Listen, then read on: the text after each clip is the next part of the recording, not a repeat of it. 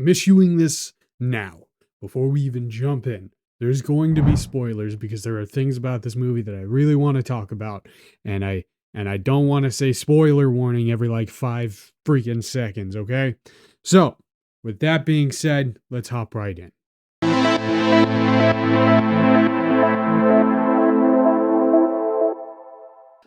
Today, we're going to be covering Abigail, which came out, I think, 2 weeks ago. And I must admit, it was really good. I really enjoyed it.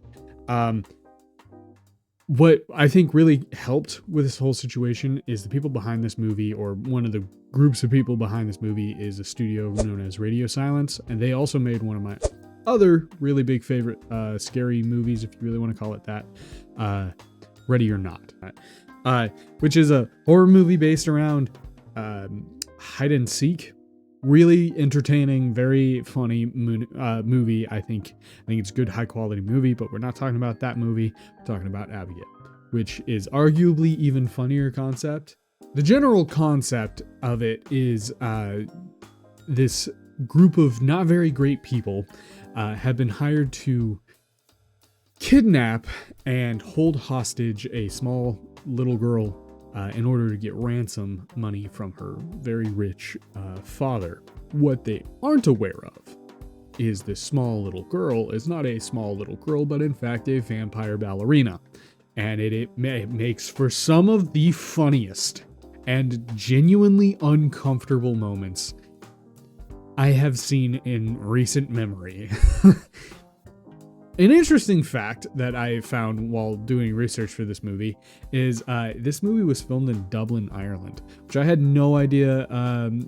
Like with the vibes and like the way that the movie was shot, you would have think it was like shot in like, I don't know, Upper East Coast area.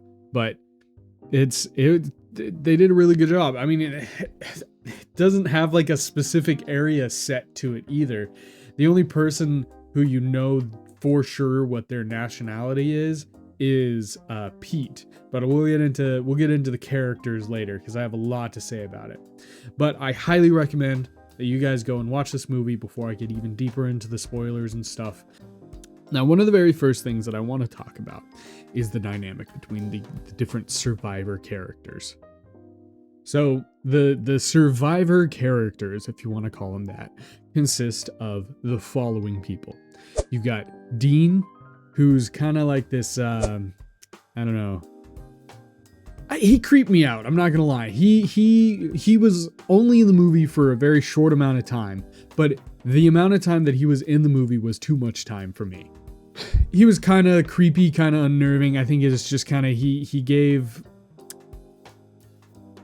I don't want to say rape, but you know. Maybe date rape version of it was just creepy and unnerving. I didn't like him. Then you have Joey, who's the main character. She's great. Her thing is she's a recovering addict and former army medic that got injured on the field, became addicted to drugs due to taking them for pain and stuff. And then you have Sammy, who is like the hacker lady. She's also like the child of a rich kid. She's like a rich kid, wanting to rebel kind of a thing. And I think she's the youngest in the group. You have Pete or Peter, who's played by Kevin Durand, which I thought was surprising. From all of the trailers and stuff that I saw, I didn't even know he was in this movie, but he was my favorite part of this movie. Then you have actor, who is an FBI agent or former FBI agent that is just genuinely not a good guy. And then you have Rickles, who is probably the best guy in the entire group. And he's a former Marine. Like, that's about all the backstory you get from or with him. And this group of survivors have this very unique and very compelling dynamic where none of them know each other. They're all going by aliases, and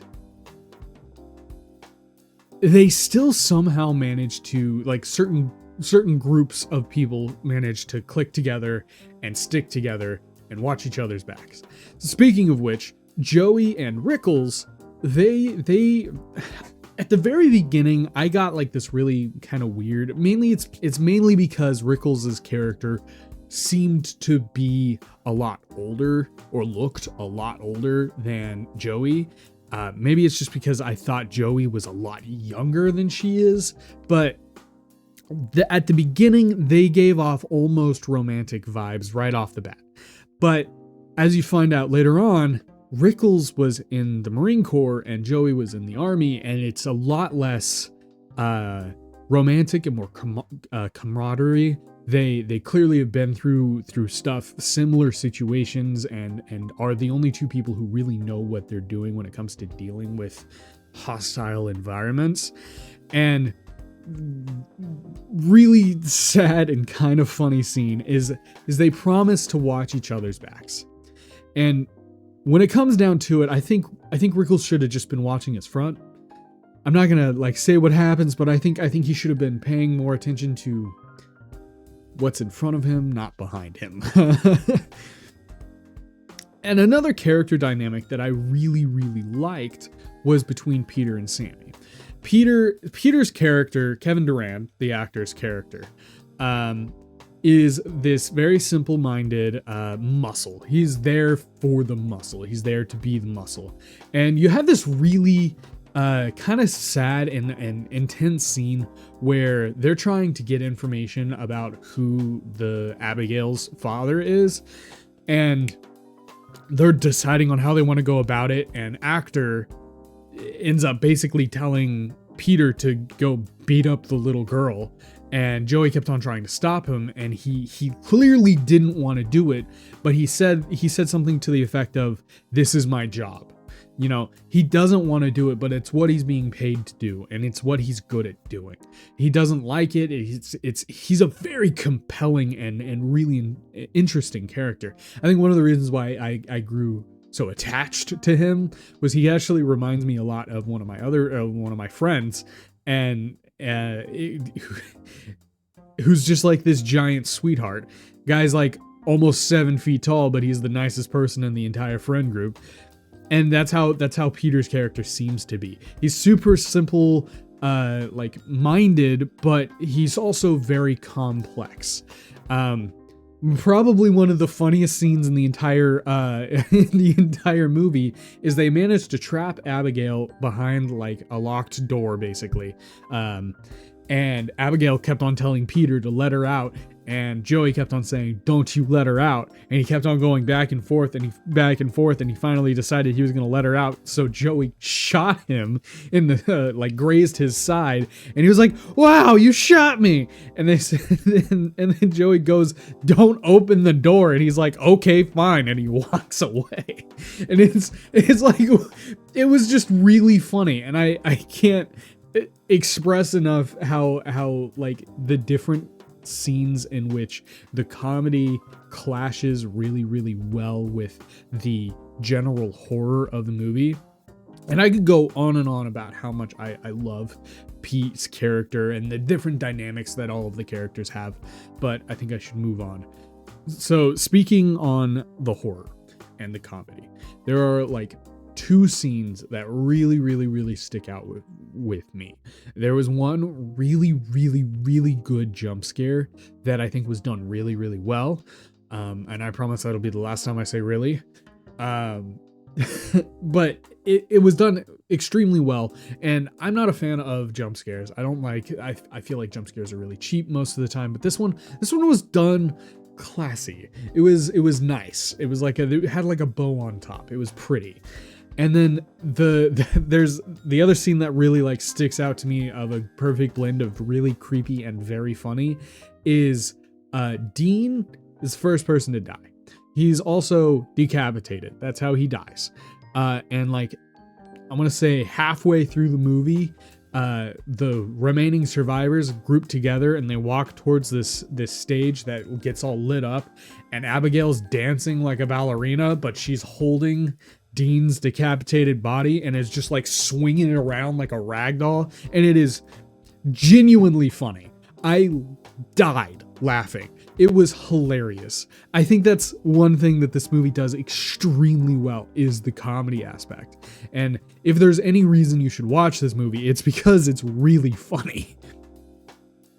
Now, with that being said, there's also one scene where I almost threw up. It was gross, like genuinely disgusting. There was no scare, there was no nothing. The Sammy, the tech girl, she like falls into a pool, except for the pool is not filled with like you would expect, like in a vampire movie, the pool to be like filled with blood or whatever, or it to have a few bodies in it. No, the liquid in the pool was decomposition fluids, because there were like thousands or hundreds or a lot of bodies, and it was disgusting. I think what really like disgusted me was the fact that she stayed that way for the rest of her time in the movie. She was covered in really nasty stuff.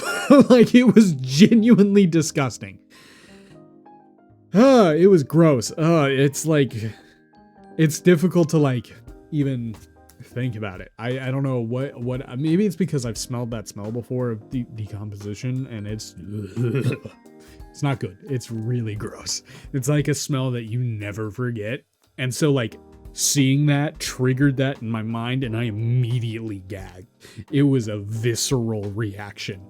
With that being said, I am going to have to give this movie a 7.5 out of 10. With how much praise I've been giving it, you'd expect me to give it more.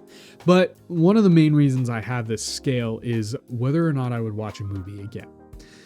The balance of the scale, right?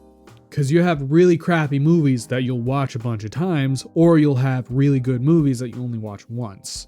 And this is one of those movies where you have a really good movie, a high quality, funny, entertaining movie that you probably won't ever see again, or won't like go out of your way to watch again.